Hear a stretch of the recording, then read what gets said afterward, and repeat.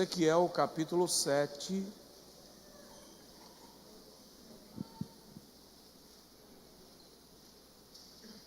versículo de número 2.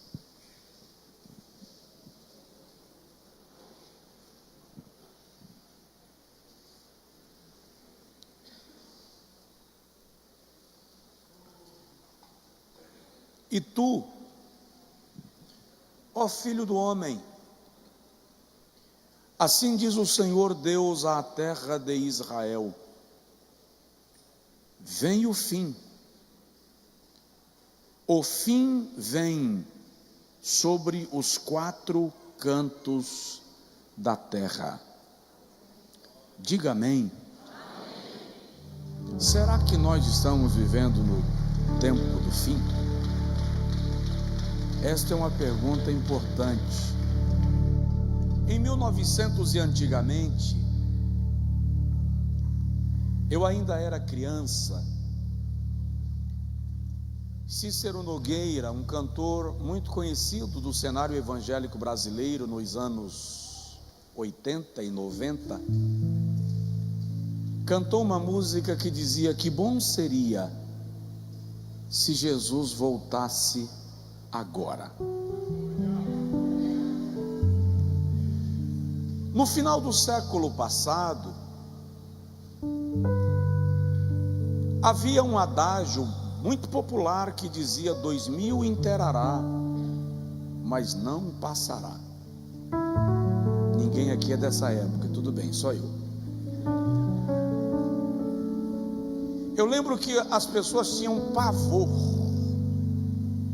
do ano 2000. E eu lembro que em 1999, 31 de dezembro, muita gente saiu pedindo perdão às pessoas de quem tinham mágoa. Gente que procurou a igreja na virada do dia 31 de 99 para 2000 para passar a virada do ano na igreja, porque pensaram que meia-noite ia haver uma catástrofe intergaláctica. Houve também quem gastou dinheiro, por incrível que pareça. Se você for atrás, você vai ver que teve gente que gastou dinheiro mais do que poderia pagar, porque acreditou que não precisaria pagar.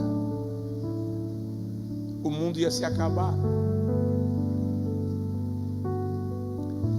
O fenômeno que atrai o pensamento da humanidade para o fim do mundo é um fenômeno antigo, não é recente. No Salmo de número 39, lá no versículo 4, o salmista já diz assim: faze-me saber, Senhor, qual será o meu fim. Ele estava ansioso por descobrir o que lhe aguardava. Mateus capítulo 24, versículo 3, quando Jesus está no templo de Jerusalém, templo que havia sido construído por Salomão, destruído por Nabucodonosor, reconstruído por Esdras e Neemias, profanado por Antíoco Epifânio, e que agora nos dias de Herodes havia sido reerguido, e era um palácio, uma pérola branca feita toda de mármore raro. A história diz que no templo de Jerusalém, nos dias de Jesus, havia pedras que pesavam mais de 1 tonelada nas suas paredes. Ao longe já se via a pérola branca resplandecendo à luz do sol. Os discípulos levaram Jesus para conhecer o grande templo de Herodes. E quando Jesus está caminhando com eles no templo, Jesus olha para eles e diz assim: não vede tudo isto? Não ficará aqui pedra sobre pedra que não seja derribada.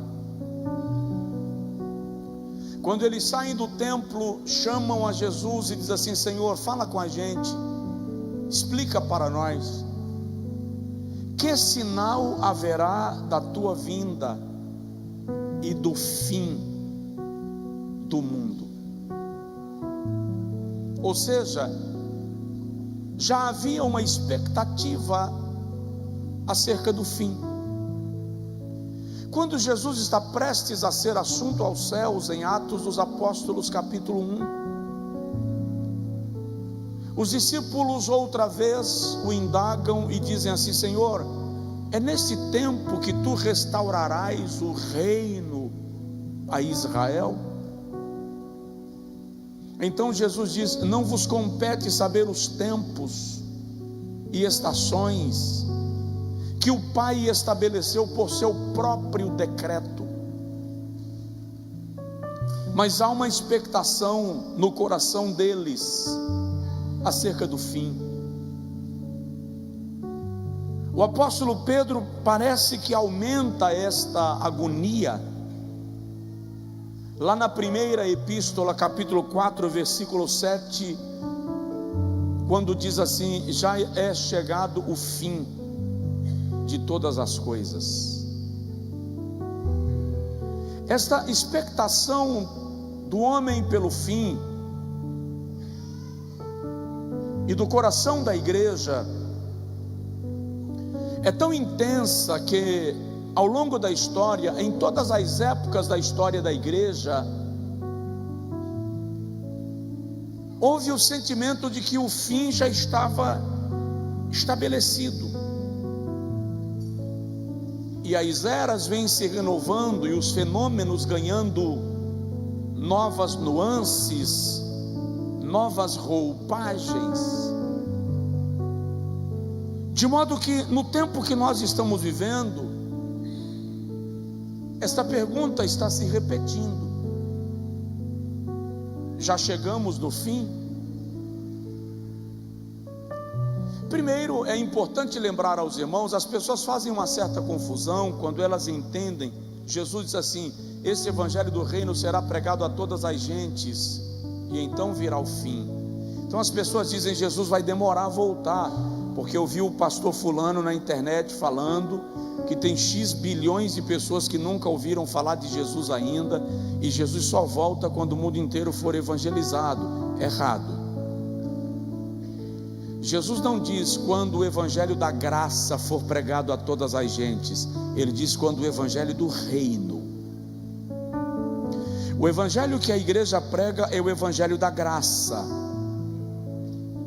O evangelho do reino será pregado no período do milênio.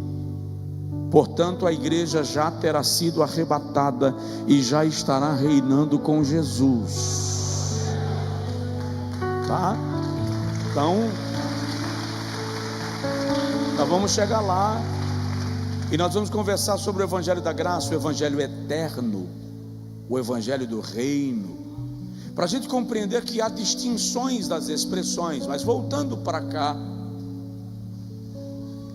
a igreja está vivendo um momento de apertamento espiritual. No texto que nós lemos de Ezequiel capítulo 7, o profeta está anunciando para a nação de Judá que está chegado o juízo divino. Judá não se convertera da sua impenitência, dos seus delitos, do seu pecado, da sua incredulidade, da sua dureza de coração. E o Senhor então anuncia ao reino de Judá o seu fim, a sua destruição iminente. Nós podemos, óbvio, aplicar esse texto ao nosso tempo, considerando que todos os pecados pelos quais o Senhor condenou a Judá são praticados na nossa geração com muito mais abundância, com muito mais destemor, com mais avidez. E com isto há de se compreender que o Senhor não pesará diferente, porque Ele não usa de dois pesos nem de duas medidas. O fato é que eu preguei aqui há uns 3 meses atrás. Nós estamos numa sequência de mensagens que vai demorar uns dias aí, dentro do campo da escatologia bíblica. Mas eu preguei aqui sobre a última hora. Mostrei para os irmãos que dentro do organograma espiritual, nós somos a igreja que vive a última hora, a hora 1/10. Significa que nós estamos vivendo o último ciclo das profecias bíblicas, com a presença da igreja na terra, antes da sua glorificação em Cristo. Depois fiquei 7, 8 semanas falando sobre as 7 dispensações, e mostrei para os irmãos que nós estamos vivendo a 6ª das dispensações, que é a dispensação da graça. Depois dela vem a dispensação do milênio, quando a igreja já estará reinando com Jesus. Então outra vez se confirma que nós somos a igreja que está na grande expectação, no grande momento, no grande tempo, no limiar do aparecimento da glória do Senhor Jesus Cristo. Paulo diz a Tito, aguardando a bem-aventurada esperança e o aparecimento da glória do nosso Deus e do nosso Senhor e Salvador Cristo Jesus. Tito 2,14. Vamos observar nas semanas que se seguirão. Eu tenho mais uma semana aí, querendo Deus, dentro desta mesma linha de raciocínio, quando nós vamos falar sobre as semanas proféticas de Daniel, para o irmão perceber que nós estamos na iminência da última semana profética. Ou seja, à medida que eu estou estudando o assunto para ministrar a vocês, a minha alma está cada vez mais convicta de que o arrebatamento da igreja está muito próximo, de que Jesus está muito prestes a voltar para nos buscar a sua glória. Por isso você pode ter a ousadia de olhar para a pessoa que está perto de você e dizer para ele assim: se prepare, Jesus está voltando. Leve isso muito a sério. Essa informação, essa verdade, esta premissa é muito séria. Muitos crentes estão vivendo como se Cristo não fosse retornar, não fosse voltar mais. Muitos pregadores estão pregando como se a nossa eternidade fosse na terra. Estamos sendo treinados para a terra e despreparados para o céu. Aliás, um dos grandes sinais da brevidade, da proximidade da vinda de Jesus, é exatamente a negação da sua vinda. Pedro fala sobre isto. Um dos grandes sinais de um falso mestre, de um apóstata da fé, é a negação da vinda do Senhor Jesus e do arrebatamento da igreja. Paulo diz aos Tessalonicenses, na primeira carta, capítulo 4, versículo 13 até o versículo 18: não quero, irmãos, que sejais ignorantes acerca daqueles que desde agora dormem no Senhor, porque se cremos que Cristo Jesus ressuscitou dentre os mortos, também cremos que aqueles que desde agora no Senhor dormem, Deus os tornará a trazer com Ele. Porque o mesmo Senhor descerá do céu com alarido, e com a voz do arcanjo, e com a trombeta de Deus, e os que morreram em Cristo ressuscitarão primeiro.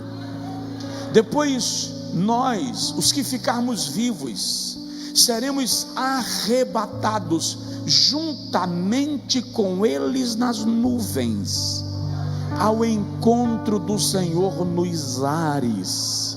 E aí Paulo conclui esse pensamento dizendo: e assim estaremos sempre com o Senhor.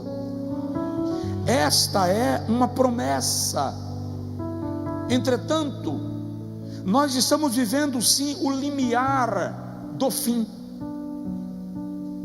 Nós estamos vivendo o limiar do princípio de dores. Nós estamos vivendo, sim, sinais claros de que o fim está próximo. Eu quero falar muito rapidamente sobre isto. Quero te dar algumas noções, algumas visões, percepções que caracterizam o tempo do fim, para você chegar à conclusão que nós estamos nele, nós estamos com o pé no portal daquilo que a Bíblia chama tempo do fim. Por exemplo, o aumento desenfreado da corrida tecnológica. Nunca na história se imaginou que a ciência avançaria tão rápido, em tal nível, tão velozmente. Eu vi outro dia um cientista dizendo que o conhecimento humano, até a década de 50 do século passado, o conhecimento humano dobrava a cada 50 anos. Daí em diante, o conhecimento humano passou a dobrar a cada 20 anos. Do ano 2000 para cá, o conhecimento humano passou a dobrar a cada 19 meses. Hoje, o conhecimento humano dobra a cada 9 meses. Prova disto é o teu celular. Tem um ano que você comprou um aparelho e pagou quase o dinheiro de um carro, e esse ano o fabricante já lançou uma nova versão e a sua está ultrapassada, obsoleta. O seu tablet, o seu equipamento, o seu computador. Isso para não falar da bendita inteligência artificial.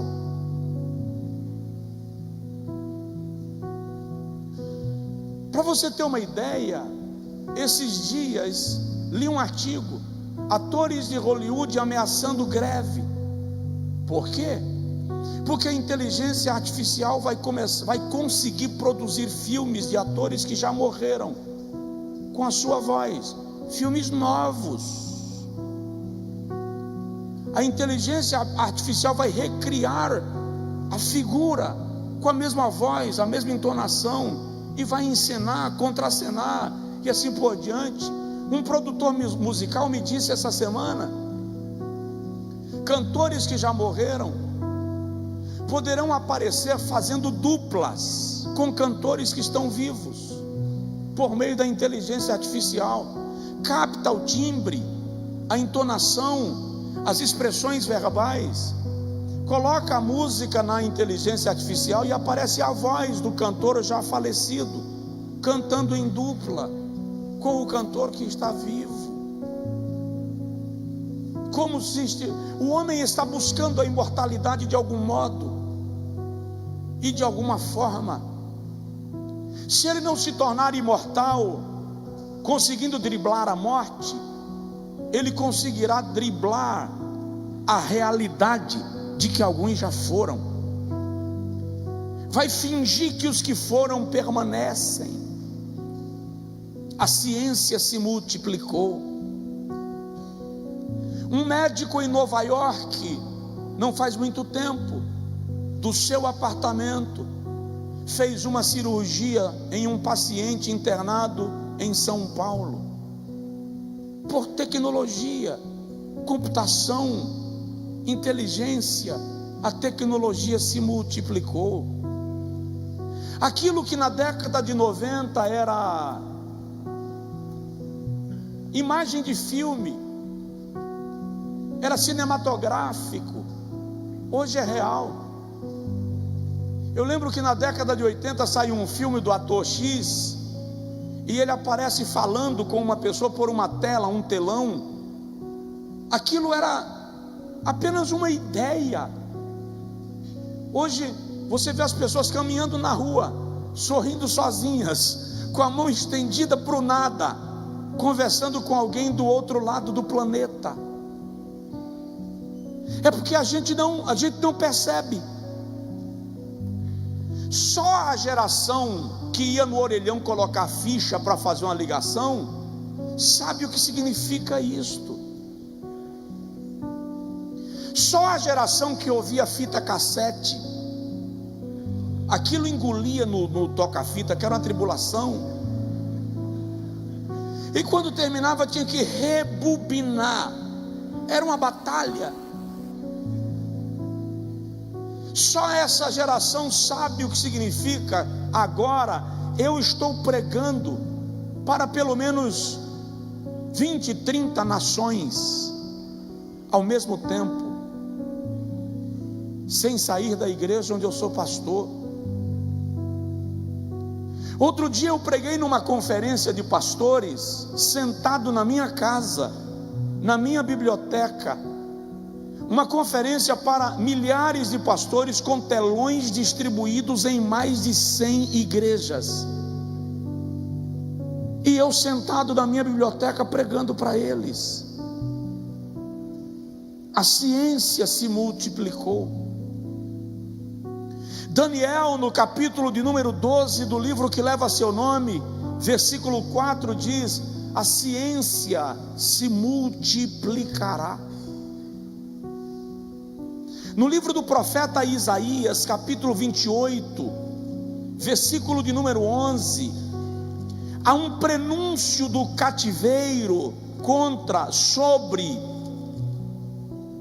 a nação, e diz assim: por lábios estranhos e por outra língua se falará a este povo.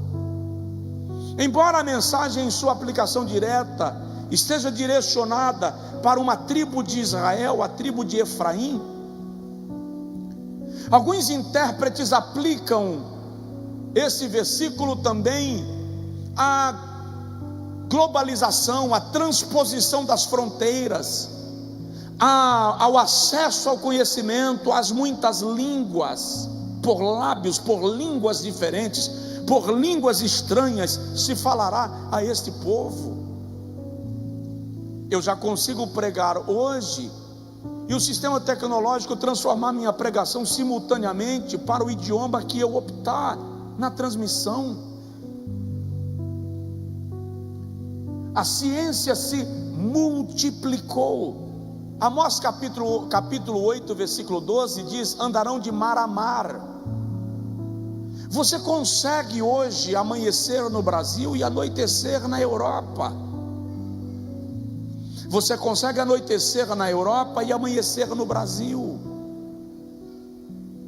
porque houve um aumento desenfreado da corrida do conhecimento humano. Mentes incomuns, brilhantes, extraordinárias, transformaram nosso modo de vida. A maioria de nós volta do meio da rua, pega o trânsito, porque esqueceu o celular, porque você se sente desnorteado sem ele. Você já imaginou quantas vezes você estava assistindo a novela e perdeu a cena, e você gostaria de rever e não conseguia? Hoje você aperta para retroceder, pausa.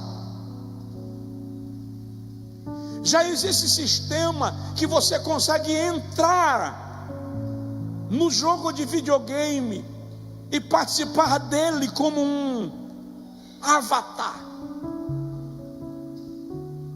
Já tem igreja fazendo culto com inteligência artificial, o ministério de louvor, o pregador da noite, inteligência artificial. É assustador o que está acontecendo, é fora de série. Esses dias um jovem pregador chegou para mim e disse assim: vou lhe ensinar a fazer esboço. Eu disse: ensina. Ele chegou e abriu um aplicativo e colocou assim: quero um esboço sobre a graça com 5 tópicos e X caracteres. E o aplicativo digitou o esboço e com 3 minutos entregou pronto. Na minha época, se eu queria um esboço com 5 tópicos, eu tinha quase que ler a Bíblia toda, gente. Entende? Eu estou convicto, obviamente, que ainda que a ciência se multiplique, que a inteligência artificial gere pregadores, Deus nunca vai derramar a sua unção sobre robôs. A unção de Deus nunca estará sobre as máquinas, porque os instrumentos dos quais Deus opera somos nós, feitura das suas mãos. Aleluia. Mas é um sinal de que nós estamos vivendo o tempo do fim. Segundo, um outro sinal de que nós estamos no tempo do fim são fenômenos da natureza. A natureza está pregando para o mundo. O apóstolo Paulo diz aos Romanos no capítulo 8 que a criação conjuntamente geme. Versículo 22: e está com dores de parto até agora, aguardando a nossa redenção. Vou traduzir: a natureza está pedindo, clamando que Jesus volte logo para arrebatar a igreja, para que também ela seja redimida da consequência do pecado do homem. O Senhor Jesus, falando sobre a natureza como instrumento de sinalização do fim dos tempos, Lucas capítulo 21, versículo 25 e 26, Jesus diz assim: e haverá sinais no sol, na lua e nas estrelas, e sobre a terra haverá angústia das nações em perplexidade pelo bramido do mar e das ondas. Os homens desfalecerão de terror e pela expectação das coisas que sobrevirão ao mundo, porquanto as potências dos céus serão abaladas. Há uma movimentação da natureza anunciando que Jesus vem. Os tempos mudam, o clima vive uma variação incrível: secas, enchentes, dias mais longos, noites mais curtas, mais frio nas regiões que não conheciam o frio, mais calor nas regiões que não conheciam o calor, crateras que se abrem no fundo do oceano, animais que nunca foram vistos e aparecem nas águas do oceano, as estrelas se movimentando e bailando, o sol que envelheceu, a terra, a camada de ozônio, poluição, tudo isso é sinal. As ondas, o aumento do nível do mar, o descongelamento dos blocos de gelos, as placas tectônicas se movimentando. Surge agora a possibilidade, e a ciência já anunciou, que pela movimentação das placas tectônicas, um novo continente pode surgir no planeta. Ou seja, a natureza está dizendo: é o fim, é o fim, o meu Criador está chegando, o meu Criador vem. O que é muito lamentável é que a minha geração não leva isso a sério. Nem mesmo a igreja, que deve ser a maior interessada na vinda de Jesus, está levando isso a sério. Estamos brincando de fé, brincando de ser crente, brincando de igreja. Estamos nos tornando crentes ecléticos, para os quais tudo vale. Afinal de contas, o céu é aqui e o inferno também. Outro dia eu ouvi alguém dizendo: cada um vive o seu céu e o seu inferno. Já vi alguém falando também que há pessoas que vivem um eterno inferno em casa, na vida, e outros não saem do céu. Preste atenção, a terra não é o inferno, e o céu não é a terra. A terra é o habitat dos homens, é a casa onde Deus nos estabeleceu para governarmos, para habitarmos, mas a nossa morada eterna não é aqui. O inferno é uma realidade que muitos ignoram, e o céu é uma verdade indiscutível, e aqueles que servirem a Cristo têm a grande expectação e cantam com o compositor: ouvirei o meu nome Jesus chamar. Aleluia. Daí, não conheço tua dor, não conheço a tua tribulação, não conheço as provas pelas quais você tem passado, e por conta delas você tem dito que não vale a pena.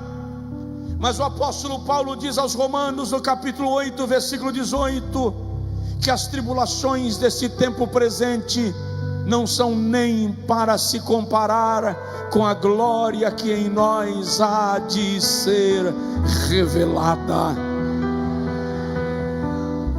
Jesus vem, estamos nos portais do tempo do fim.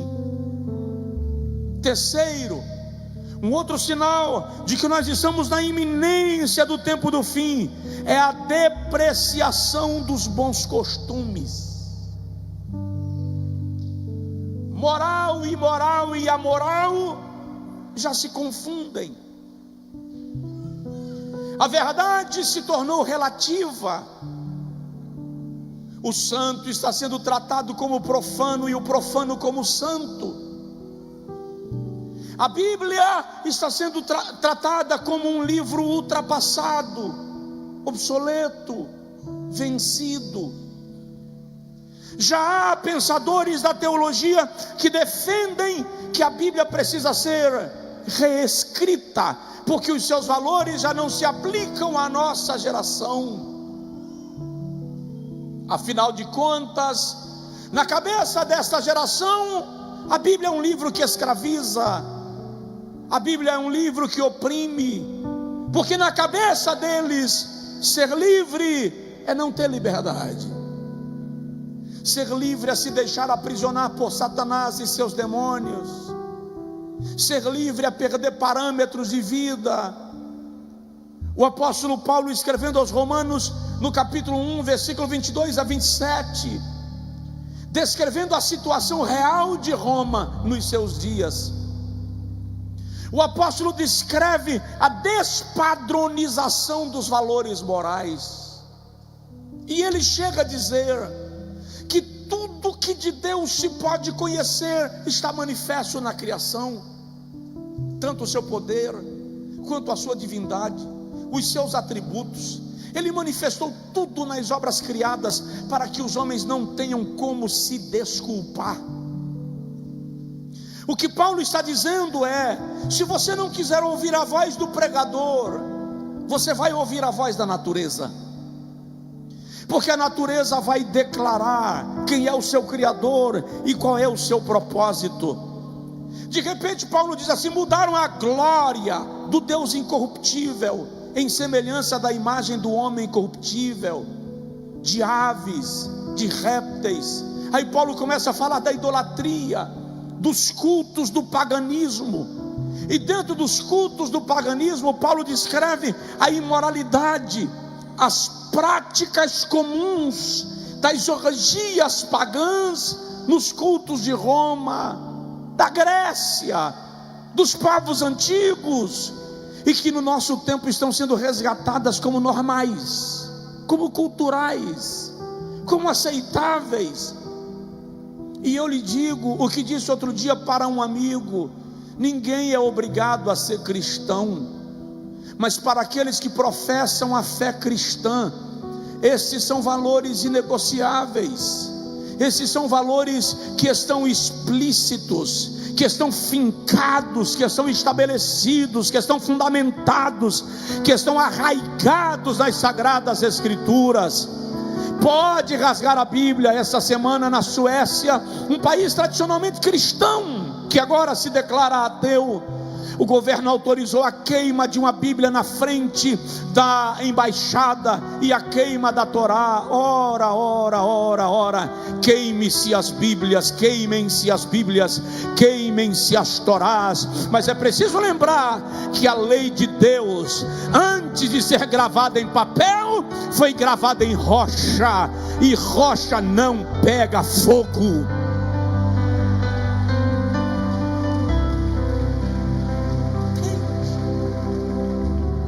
São verdades espirituais que devem guiar a nossa trajetória.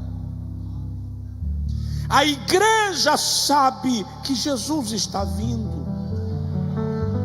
Quarto lugar, aumento da necessidade de vigilância.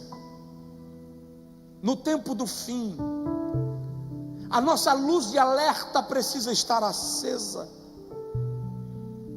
É preciso estar mais atento às circunstâncias que envolvem a nossa vida. Paulo diz aos Coríntios, na primeira carta, capítulo 10, ele diz assim: quem está em pé, vigie, para que não caia. No capítulo 2 da segunda carta, ele diz assim no versículo 11: nós não ignoramos os ataques de Satanás. Pedro, o apóstolo, diz: sede sóbrios, vigiai. O diabo, vosso adversário, anda em derredor, bramando como leão, buscando a quem possa tragar. Vigiai. O apóstolo Paulo estava indo para a sua terceira viagem missionária. Atos dos Apóstolos, capítulo 20, versículo 28 ao 31. E ele reúne a liderança da igreja na região de Éfeso e diz assim: olhai por vós mesmos e pelo rebanho sobre o qual Deus vos constituiu bispos, para apacentardes as ovelhas que ele adquiriu com o seu próprio sangue. Aí Paulo diz: porque eu sei que depois da minha partida entrarão no meio de vós lobos cruéis, que não pouparão o rebanho, e dentre vós mesmos se levantarão homens presunçosos, querendo atrair discípulos após si. Vigiai, e não vos esqueçais que por 3 anos e meio eu vos admoestei com lágrimas a cada um de vós. Interessante que Paulo fala de 2 tipos de lobos na igreja. Ele fala do lobo que vem de fora, e fala do lobo que já está aqui dentro, que já é conhecido, que não assusta mais. Entrarão no meio de vós lobos cruéis, e dentre vós mesmos se levantarão homens presunçosos, querendo fazer discípulos para si, seguidores seus. Estamos vivendo uma geração que os homens estão pregando para que as pessoas sejam discípulos seus, seguidores seus, líderes que se tornam proprietários das almas, das ovelhas a quem eles pastoreiam. Paulo chama isso de apostasia. Paulo chama isso de desvio doutrinário. O que Paulo está dizendo é: vocês não são propriedades do pastor desta igreja, você é propriedade daquele que com seu sangue pagou o preço sobre a sua alma, e por isso se tornou o dono do seu coração. Vigia, vigia. Vejo gente aí nas igrejas sendo manipulados pelos interesses daqueles que distorcem a fé, lotando auditórios para comer canja que não tem galinha, é só o caldinho. É lamentável ver como a heresia, como a lavagem, só quem já morou no Angico entende essa linguagem. Lá no Angico, lavagem era o resto de comida que jogava água para ficar aquela coisa mais, e levava para os porcos. Muita gente abre mão do banquete da mesa do Senhor para se contentar com a lavagem. É o tempo do fim. E é interessante que Paulo diz aos Tessalonicenses: amaram a mentira e aborreceram a verdade, por isso o Senhor lhes entregou ao espírito de engano. É preciso ter em mente que a igreja precisa vigiar. Provoca de leve seu vizinho, diz para ele: vigia, fica atento, observe o que você está ouvindo, que tipo de pregação você está se deliciando, com quem e o que você está aprendendo. Não viva uma fé vazia. É trágico estar na igreja, mas não desfrutar, não se comprometer com o evangelho, porque aí você não desfruta das bênçãos do evangelho, nem dos favores do mundo. Não vive, nem vive os prazeres do mundanismo, nem a graça da experiência do evangelho. Ei, não dá mais tempo de caminhar com os pés em dois lugares. Ou somos igreja, ou somos mundo. Ou somos santos, ou profanos. Vamos para o céu, ou vamos para o inferno. Somos de Deus, ou somos do diabo. Não há meio termo. Deus não negocia você, nem faz sociedade tendo a sua alma como propriedade dele e de mais alguém. Você é propriedade exclusiva do Senhor Jesus. Vigia. Já vou terminar. Vigia. Quinto lugar, nós estamos na iminência do fim dos tempos. Mas este é o tempo que Deus vai desencadear vitória para o seu povo. Não é tempo de derrota, é tempo de pressão. É tempo de pressão. Mas não seremos atropelados. Eu vou repetir porque só 2 irmãos entenderam. É tempo de pressão, mas a igreja não será atropelada. Deus tem vitória para o seu povo. Este é o tempo que o Senhor vai manifestar de forma gloriosa sinais, prodígios, maravilhas através da sua igreja. Josué estava em guerra contra os amalequitas, e a Bíblia diz que chegou o fim do dia, e Josué subiu o monte, capítulo 10, olhando para o sol, ele disse: para, sol, e tu, lua, estanca, espera no vale de Aijalon, até que haja vitória no meio do povo de Deus. Era final do dia, mas o povo de Deus não seria derrotado. Provoca o seu vizinho e diz para ele assim: você não será vencido. Nessa batalha somos feridos, nessa batalha muitas vezes sentimos o tombo, nessa batalha ficamos desanimados muitas vezes. Às vezes encerra o dia e você está esgotado, exaurido e não sabe por quê, porque a pressão espiritual está aumentando. Às vezes eu tenho a sensação que Satanás está perambulando nas ruas, atravessando por nós.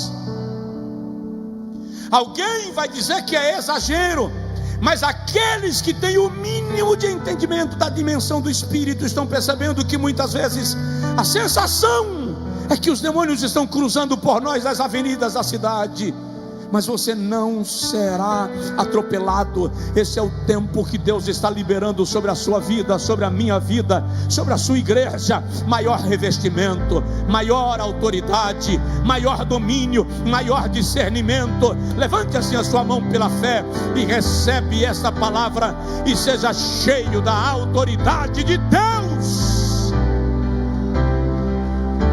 Aleluia.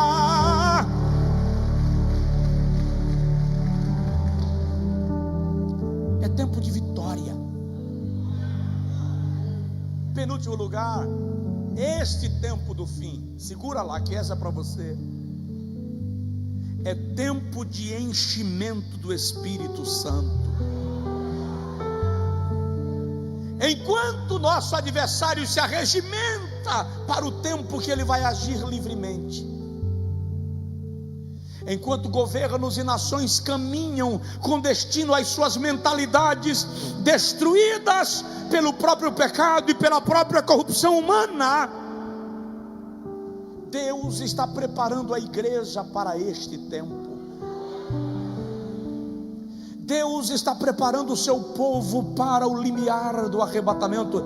Não creio, ainda que alguns defendam que a igreja será arrebatada em tempo de esfriamento. Presta atenção, haverá esfriamento no mundo, haverá esfriamento no joio, mas o trigo estará incendiado.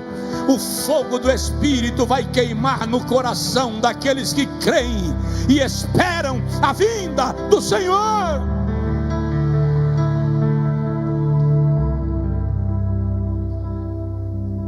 Quando iniciou o período da pandemia,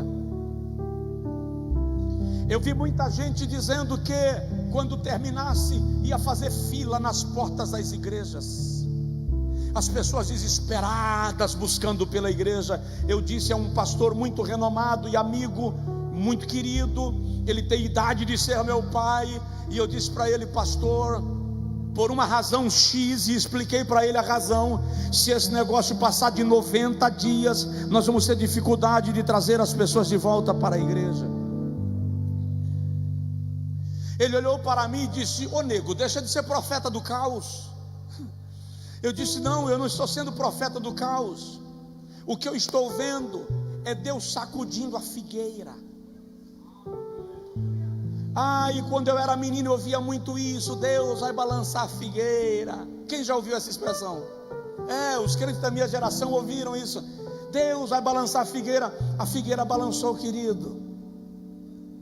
Alguns frutos foram colhidos,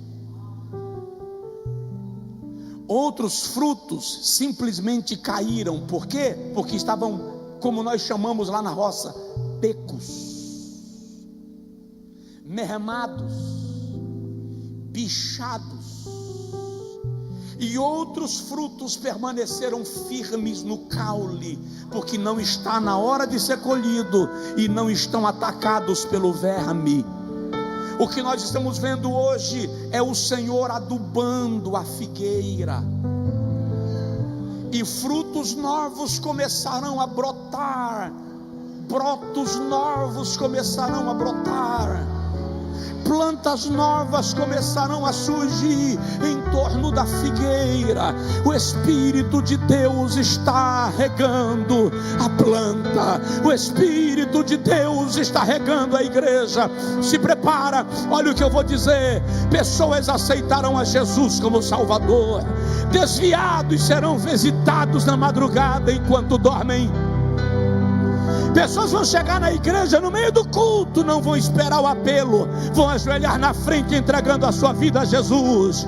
E muitos daqueles que estavam na figueira não aguentaram o saculejo das árvores, mas o Senhor vai trazer uma grande colheita para a sua igreja neste novo tempo na terra. Lembra da parábola da videira no meio da vinha? O dono da videira chegou, o dono da vinha chegou e foi tirar fruto na videira, e chegou lá, não tinha. Da figueira, e chegou lá, não tinha.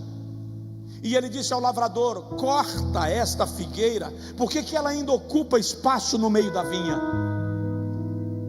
E o lavrador disse: Senhor, dá-me mais um ano. eu vou regá-la, eu vou adubá-la, para que ela produza frutos. Ele está adubando. Agora presta atenção, o que é adubo? De que é feito adubo? Fezes de animal. Como é que Deus te aduba? Com as tribulações que você tem passado. Tem acontecido umas experiências de, eu vou poupar as palavras, de fezes de animal na tua vida. Situações que te irritam, que te destroçam, que cheiram mal, que te agoniam, que te agonizam. Mas Deus está te fortalecendo para o que Ele vai fazer. Deus está montando na tua vida uma nova estrutura. Ouve essa palavra: Deus está usando essa perturbação para gerar uma nova estrutura dentro de você. Neste novo tempo, você vai olhar para trás se procurando e não vai encontrar, porque uma nova estrutura está sendo montada. Deus te preservou, Deus te conservou. Entenda, você não morreu porque era mais espiritual do que aqueles que morreram. Pelo contrário, Deus tem um tempo determinado. Aqueles que foram colhidos estavam no seu propósito, e aqueles que ficaram para fornecer sementes, para gerar novos frutos. E para isso Deus vai te robustecer, Ele vai te encher, Ele vai te capacitar. Joel 2:28. E há de ser que nos últimos dias derramarei do meu espírito sobre toda a carne. Vossos filhos e vossas filhas profetizarão, os vossos velhos terão sonhos, e os vossos mancebos terão visões. Filhos e filhas ali é uma expressão hebraica que se refere a crianças e adolescentes, crianças desde recém-nascidas até o final da adolescência. Uma tradução literal seria: vossas crianças e vossos adolescentes profetizarão. Quem é pai de crianças e adolescentes, levanta a mão. Recebe essa palavra profética: vossas crianças e vossos adolescentes profetizarão. Aleluia. Satanás não vai arrebatar a nossa descendência, ele não vai levar os nossos filhos. Por quê? Porque há uma promessa: a nossa descendência será poderosa na terra. Pais e avós, estendam as mãos e profetizem sobre os vossos filhos, sobre os vossos netos. Declarem que eles são propriedades do Senhor. O Espírito de Deus está selecionando um povo para esse tempo.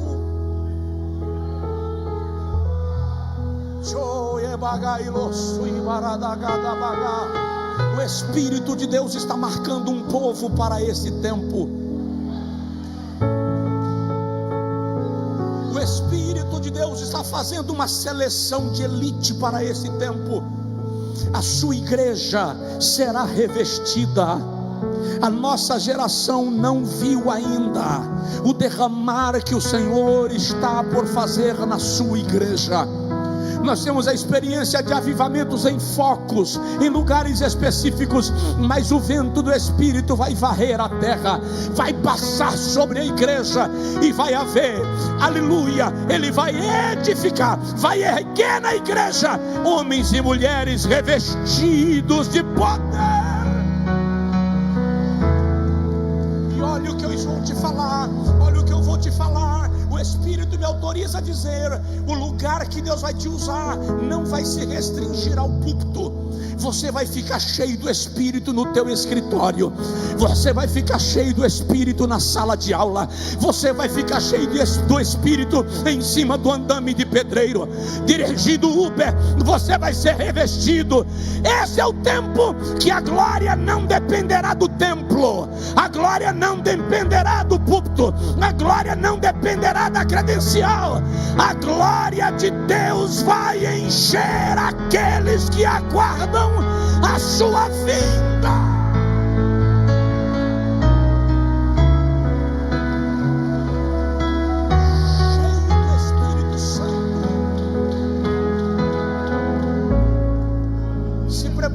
professor.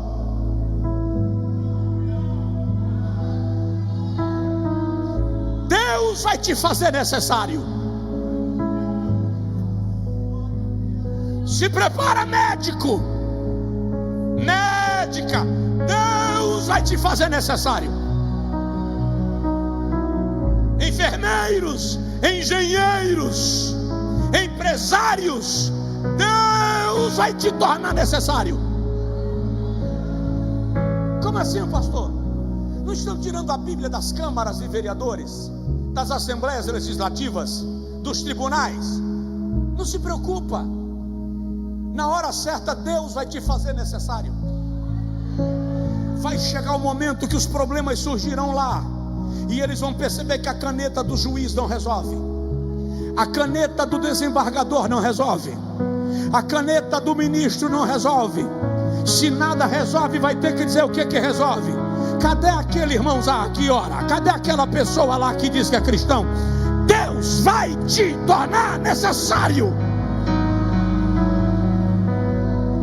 Eu vou contar uma experiência para você entender.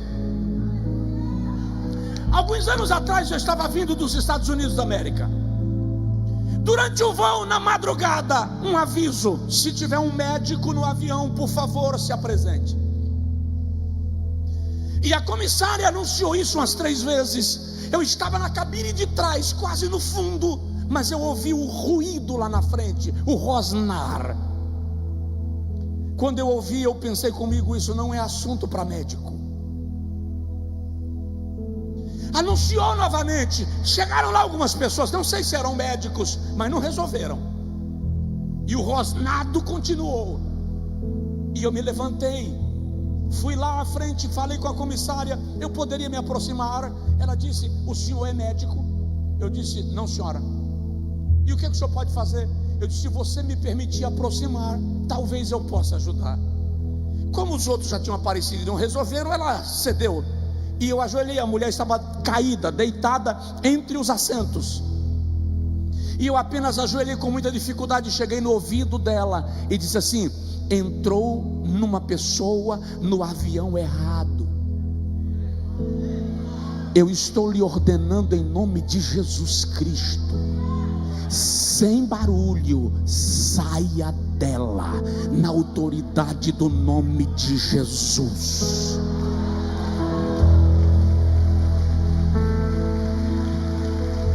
A mulher abriu os olhos, eu me levantei, estendi a mão, ela veio, sentou, e ela perguntou o que é que aconteceu, e eu disse: não aconteceu nada, a comissária vai cuidar da senhora. Eu estou te dizendo isso para te falar que Deus vai permitir circunstâncias na escola, na faculdade, no hospital, no tribunal, na empresa, na construção, na feira, na qual você será necessário. Recebe, porque Deus vai se fazer glorificado naqueles que entregam a Ele a sua vida para servi-lo. A glória do Senhor vai se apoderar de você. Não tenha medo, porque na hora exata a autoridade virá sobre a sua vida e Jesus vai ser glorificado através da sua história.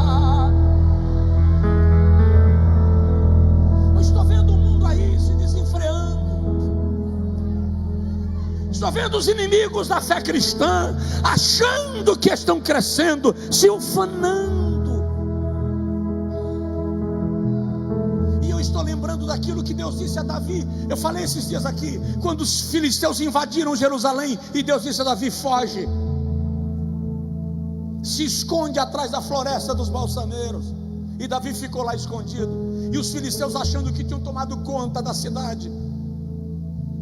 Chega um momento que o Senhor diz assim: Davi, quando você ouvir o barulho da copa das árvores, em som de marcha de exército, 2 Samuel capítulo 5, versículo 18. Quando você ouvir o barulho da copa das árvores em som de marcha de exército, levanta e sai para a peleja, porque sou eu que vou caminhando por cima para te dar vitória. Ai, como eu sinto a presença de Deus. Presta atenção, a igreja parece que está comprimida, a igreja parece que está oprimida, a igreja parece que está sem fôlego. Tá não! Vai chegar o momento que a copa das árvores vai sacudir. E quando a copa das árvores sacudir, você vai ver crente que nunca abriu a boca pregando na avenida da cidade. Você vai ver irmão tímido pregando na feirinha. Você vai ver gente que você pensava que era fraco na fé evangelizando no semáforo, expulsando o demônio no ponto de ônibus, porque a glória da casa vai ser grandiosa. A igreja vai ser arrebatada em pleno fulgor e poder do Espírito Santo. Só quem crê dá um brado de glória, aplaude ao Senhor, se coloca de pé, por favor, adorando a Deus. Você que está em casa, recebe esta palavra. É o tempo de um grande avivamento espiritual. E eu concluo dizendo: esse é o tempo que a esperança da igreja vai começar a crescer. Estava vendo hoje alguns rabinos judeus que odiavam a figura do Cristo, porque entendem que Jesus não representa uma boa imagem para a nação judaica. Agora eles estão reconhecendo que Jesus foi um nobre judeu que trouxe bens para Israel, e alguns já reconhecendo que Jesus é o Messias. No Oriente Médio, muçulmanos estão se convertendo sem pregadores, sonhando com o arrebatamento da igreja, sonhando com Jesus, vendo anjos. A esperança está ressurgindo. A igreja começa, os pregadores estão pregando sobre arrebatamento como nunca. Ultimamente Deus está levantando expositores e pregadores para falar da vinda de Jesus. Isso não é tendência, a igreja não vive de tendência, é o Espírito Santo guiando a igreja ao redor do mundo. Não perca a esperança, Jesus vai voltar. Não se turbe o vosso coração, crede em Deus, crede também em mim. Na casa do meu pai há muitas moradas, se não fosse assim eu vou-lo teria dito. Vou preparar-vos lugar,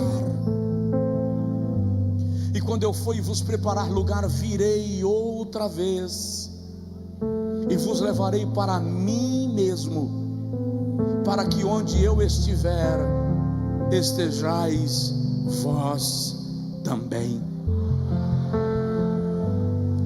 Diga comigo: eu vou morar com Jesus. Aleluia. Provoca o irmão do seu lado e diz para ele: quero te ver lá, quero ver você no céu.